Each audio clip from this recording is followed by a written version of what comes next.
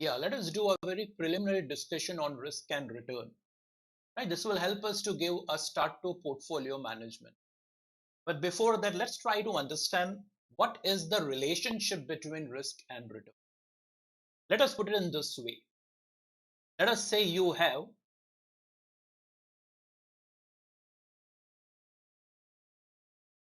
rupees 1 lakh to invest. Can you tell me which are the different avenues where it can be invested? So let us say the year has come to an end. You have been able to save your money, and at the end of the year you realize that you have saved a lakh of rupees, and now you are planning to invest this 1 lakh rupees somewhere. Can you tell me which are the different avenues, which are the different what we can say investment products that you can select out of this rupees 1 lakh? Let's try to make a list of what are the different possibilities over here. What do you say? The first, of course, is the age old fixed deposit, isn't it? If you have a lakh of rupees and you can always put it in a bank, safely you can park that money in your bank by opening a fixed deposit. I personally believe this is the favorite, Indian favorite investment product. One can consider that to be a fixed deposit. But let us say you are a slightly dynamic, you are not interested just in fixed deposit. Can you think of different other places? What do you say? Nowadays, even mutual funds have become quite popular. So you may suggest that, okay, I may invest in mutual funds. If you are saying fixed deposit, the other possibility is maybe a PPF, right? A public provident fund. You may even invest your money over there. Or maybe post office savings, right? There are different types of schemes available in post office. Maybe you may put your money even somewhere over there. Or, of course, you can put your money in shares. What do you say? After all, if we are discussing portfolio management, we can't say that we will not put our money in shares at all. So that is also one possibility where you can put your money. Yes, even bonds and debentures are also available. Yes, so that can also work as an alternative. What do you say? Let us say corporate bonds and debentures. I'm including that in bonds itself. So corporate bonds, that is also possible. Yes, life insurance may also come to your mind, but I will not put that over here because life insurance or the ULIP plans, although they are saying it is a unit linked investment plan, but to be very honest, we should keep insurance and investment separate. So I'm not putting those products over here. Insurance is altogether different. Although we do have money back plans and insurance from insurance companies also, but I'm not putting that over here because over there the main intention is insurance and not really investment. So let's not consider it as a pure investment product. So that's the reason I'm not putting that thing over here. Anything else? Of course, you can put your money in gold. What do you say? Yes, gold is giving phenomenal return in this particular year. So yeah, one may even think about investing gold as well, or maybe silver also. But I will just put it gold as a representative over here. What else? Where else can I put my 1 lakh of rupees? What do you say? Real estate can also be one thing that may come to your mind, but see, I have just put it very clearly. We have 1 lakh of rupees. In simply rupees 1 lakh, I mean, no real estate is going to be available. But still, for the sake of it, as one of the investment avenues, I may say real estate. Although, be very clear, you won't get anything in 1 lakh, and if you are getting something in 1 lakh, then I am also very much interested. You can definitely give me the necessary information that so and so property is available for a lakh of rupees. I am very keen in buying it. So yeah, but yes, for the sake of it, since we are making a list of different investment avenues, it makes sense to put real estate too. I believe this is a good what I can say list that we are having, right? It's a good list that we have. Let's try to discuss it. Let's try to discuss. What I want to do is, yes, we come to the main point now. What exactly are we planning to do? I'm putting here risk and I'm putting over here return. Similarly, I say risk here and return. Okay, and let's put them in three categories. Okay, high, medium, and low. I'm not asking you an exact percentage that if you put your money over here, then what is your exact percentage of risk? I'm not saying that. Or what is the exact percentage of return? No. But on a behavioral basis, I mean, what's the emotion which is associated with that product? When we talk about a particular investment product, what's the first thing that comes to your mind? Whether the return will be low, moderate, or medium, or high. What is coming to our mind? Let us discuss now in that way. Okay. So let's take each of the investment products that we have put over here and let us understand how will you, or rather, what value will you put against the risk and the return? That will make the discussion very interesting. Let's do it. Okay, tell me. Uh, when you are saying fixed deposit, tell me. When you say fixed deposit, what comes to your mind?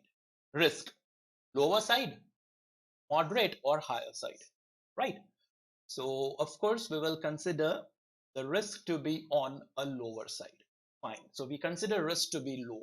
Tell me, what will be the return that you will get from a fixed deposit? The returns on fixed deposit have dramatically fallen in India. I will put low over there. I hope everyone is fine with it, right? Fixed deposit, risk is on a lower side, return is also on a lower side. What do you say, mutual funds? Now, see, we have to put all these things on a comparative basis. There can be certain mutual funds which can be very risky. There can be certain mutual funds whose risk will be really low. But on an average, on a comparative basis, if I compare mutual funds with fixed deposits, right? If I compare mutual fund with fixed deposit, I want to know what will be the return, what will be the risk, right? It seems that the risk is turning out to be moderate and even the return will turn out to be moderate, isn't it? I'm comparing this with mutual funds. Let me skip PPF and PO savings right now, the post office savings right now. Let me jump directly to shares so that you can really compare the three products really well. Fixed deposit, I'm saying low risk. Mutual funds, I say moderate risk. But if I'm investing in shares, of course, my risk is on a higher side. But if my risk pays off, then my return will also be on a higher side. I hope everyone agrees with it.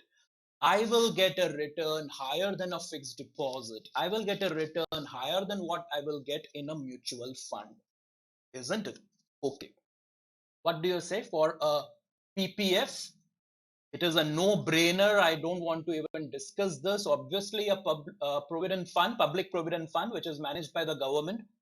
One can even say no risk at all. But still, since for the sake of it, I can say the risk is low and the return, of course, will also turn out to be on a lower side. Yes, it might be slightly higher than the fixed deposit, agreed. But then we know in PPF there is a limit of maximum that can be invested by us. So beyond a certain amount, you will not be able to generate the return. That's the reason. Post office savings also I'll put in the same category only, right? We can say it will turn out to be low. On the other hand, corporate bonds, yes, if I compare corporate bonds with fixed deposits, then the return and the risk is on a moderate side. But still, I can say that the risk will be low over here and the return will also be low. Because corporate bonds, I also have to compare with mutual funds. So if corporate bond is compared with a mutual fund, then the risk comparatively is low. As I said, we are doing it on a comparative basis. Gold, yes, that's an interesting one. What do you say? You are putting money in gold. Risk, of course, the risk turns out to be on a lower side. Very natural. The risk that you are taking by investing in gold is very low. Gold is actually considered to be an international currency. International currency. You know what that means? If you are having a piece of gold at any part of the world, you can encash it. For example, if I'm in a foreign country and my wallet is full of Indian rupees, I may or may not be able to convert the Indian rupees into the foreign currency. It's possible that there may be some restriction. But if I am having gold, I can just go to any gold shop and I can encash that gold. That's the reason we consider gold as an international currency. It is accepted worldwide. Okay, the prices of gold are determined by, say, international, what I can say, forces of international supply and demand. The price of gold will be initially determined in dollars, and yes, then it gets converted into Indian rupees, applying the then prevailing exchange rate. So it is internationally priced. So the risk on case of gold is turning out to be on a low side. What about the return? Now, please understand, when I will say gold and when they are saying return, I will put return as low, although you will of course disagree with me. In this particular year, gold has given a phenomenal return. I do agree with that. Remember, whenever the world economy is in recession or is expected not to do well, the prices of gold will start rising. It's very natural. See, if I have money and let's say I have a risk appetite, then I will basically like to put my money in stock markets because stock markets will normally give me a higher return. But when I come to the conclusion that the economy is in the recession, when I come to the conclusion that the stock markets will not give me good return, what happens is I will pull that money out of the stock market. Now I will have to invest it obviously somewhere. And since there is a lot of risk associated with the stock market, I will park my money in gold. Normally, you will observe that when markets are not doing well, by markets I mean stock markets. Normally, you will observe this that when stock markets are not doing well, it is gold which is doing extremely well because a lot of people are pulling their money, especially international investors are pulling their money out of the stock markets and investing that money in gold. And that's the reason we see a phenomenal rise in the gold prices. But this will not continue in the long run. Sooner or later, the economy will pick up, and finally, the investor will realize that better return will be now available in the stock markets. That's where they will withdraw money from a safe asset like gold and invest it in the stock markets. That's the time when the gold prices will cool down and the stock market will start giving a better return. This is a phenomena which keeps on repeating itself in a cyclical manner. And that is the reason there are certain exceptional years where gold does really well. But when I say return over here, I don't mean return over a period of, let us say, 1 year. See, if you are doing portfolio management, then you have a long-term view. By long-term view, I mean, let us say the next 10 to 15 years. That what will happen in the next 10 to 15 years? All the analysis that has happened on the stock markets reveals one thing, that when you calculate average return for the past 15 years, stock market always gives a positive return. So that is the reason. When I say gold, I will put return as a lower, because when you will calculate return over a 10-year period, when you calculate return over a 15-year period, that return will turn out to be less than that of the stock market. So yes, there are certain years where what I have put on the screen you may disagree with, and I absolutely admit it. The current year, for example, is a year where gold is definitely giving you a higher return. I admit it, but I am discussing this on the basis of what the long-term trend should be. I don't want you to be under an impression that gold will always give a return better than stock markets. The moment I tell you that gold will give a return more than the stock markets, you will become less interested or not at all interested in portfolio management. You will be like that, okay, let me park my money in the in gold and life is set, isn't it? But that is not so. That's the reason return I will put on a lower side. You know what happens in India? Most of the gold that any household will have is actually gold which has been accumulated over generations. Let us be very honest with it, right? For example, at the time of marriage, there's a lot of gold which exchanges hands. And then there are so many households which are of the view that on certain auspicious days, certain amount of gold has to be purchased, or on certain occasions, I know there are certain households that on every birthday of their child, they will keep on buying a little bit of gold. So what happens is, over a period of time, a lot of gold is accumulated by the household. And then this gold is transferred from one generation to another. A very typical Bollywood movie scene. What do you say? A very typical Bollywood movie scene. What happens in that typical Bollywood movie scene? What happens? Tell me. A newlywed bride say comes to the house for the first time, and then you have this mother-in-law. I'm sure you are able to visualize what I'm trying to say.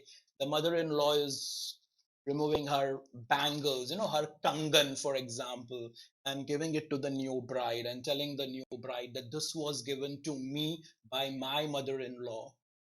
So that's what I am saying. A lot of gold has been accumulated over a period of time. So you know what happens when you and me sell gold? That gold has been purchased maybe by your grandfather or maybe your great great grandfather, right? It is that person who has purchased this particular gold. You as a person has not spent anything to buy that gold. So when I sell that gold in the market and I get a tremendous amount of money, I am extremely happy. I am of the view that I'm getting such a good return out of my gold. But come on, this gold was preserved by your family for 3 generations.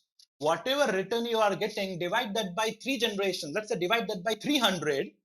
Then there is hardly any return that you are getting from, right? Similarly, real estate, yes.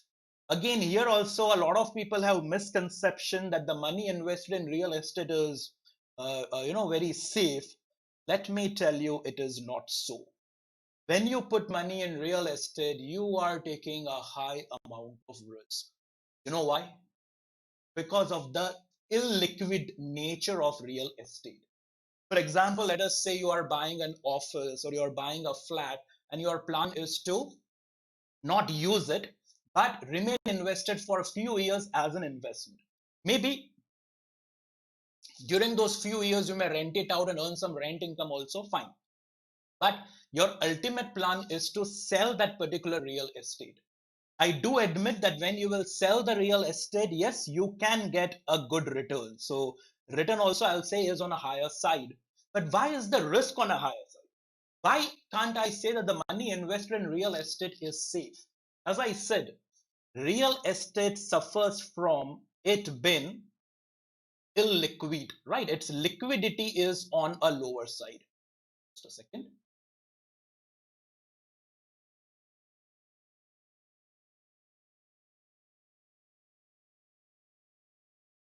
The problem with real estate is poor liquidity. That's the issue over here.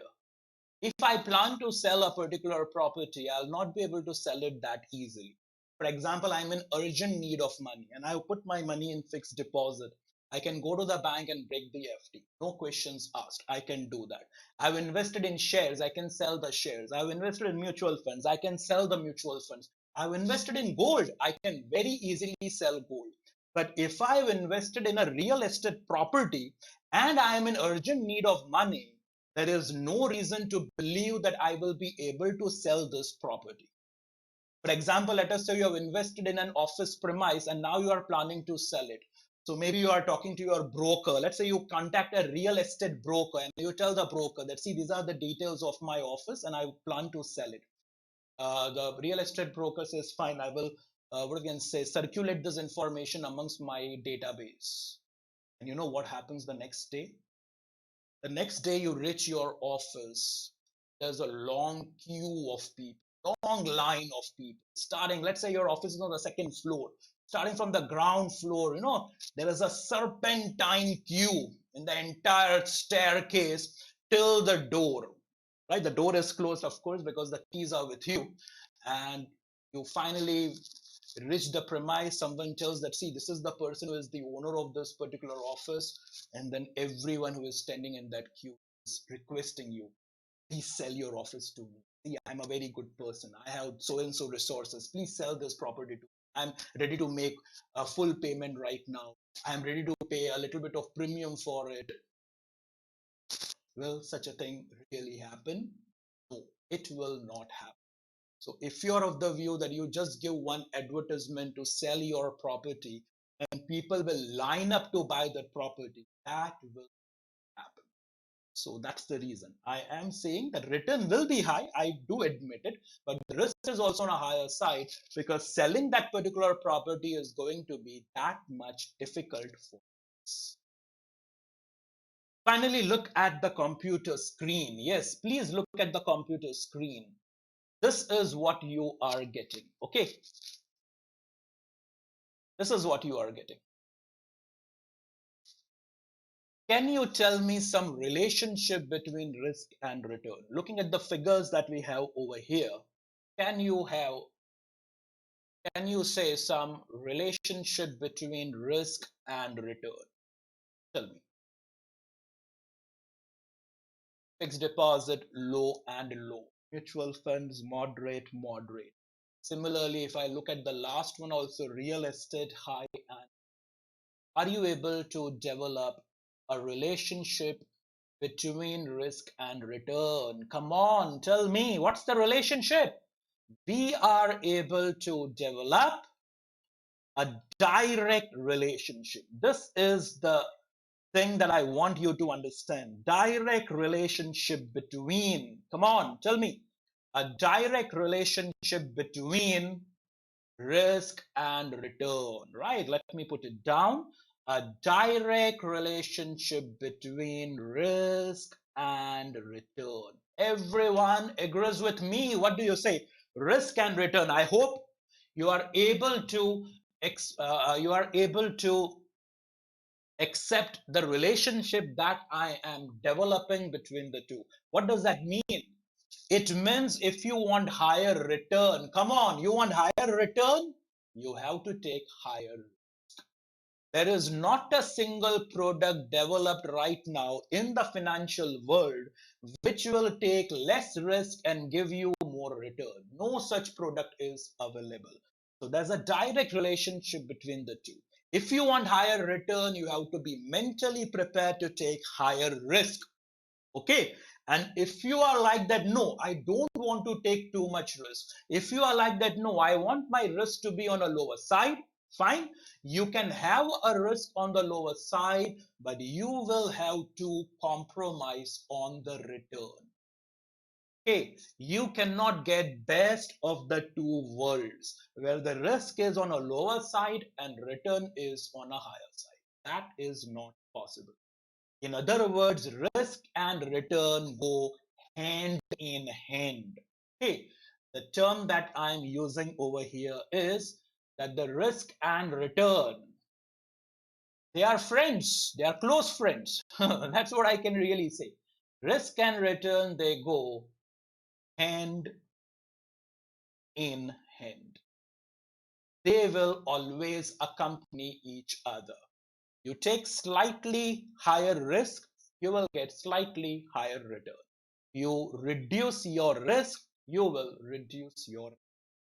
That is the importance of risk over here. Majority of the people who invest in stock market, they commit a very common mistake. And the mistake that they commit is their eyes are only on return. They never ask themselves that for that particular return, how much risk they are taking, right? What I will suggest is that the best starting point is always risk. Okay, the best starting point is always risk and never return. The return that your friend is getting, the return that your neighbor is getting, you may or may not be comfortable with the amount of risk they are undertaking. So many a times our eyes are only on the return, But once I plunge into that particular security, then I realize that I have taken risk much more than my acceptable level. So that's the reason. If you are doing portfolio management, if you are managing your own money or you are managing your client's money, the first question that you should ask your client is not how much return you want. First question that you should ask your client is, or try to understand with the discussion with your client is, or if you are managing your own money, then spend a little bit time with yourself and ask yourself, ask yourself, how much risk, how much risk is fair risk for us? Okay, this is the question that you should ask yourself. How much risk are you ready to? You should not be a person who is not ready to take any risk and still you will invest in the stock market. Then the stock markets will make you highly nervous because you have selected a product which is way above the amount of risk that you can. This should be our starting point for the purpose of portfolio. Press the bell icon on the YouTube app and never miss another update.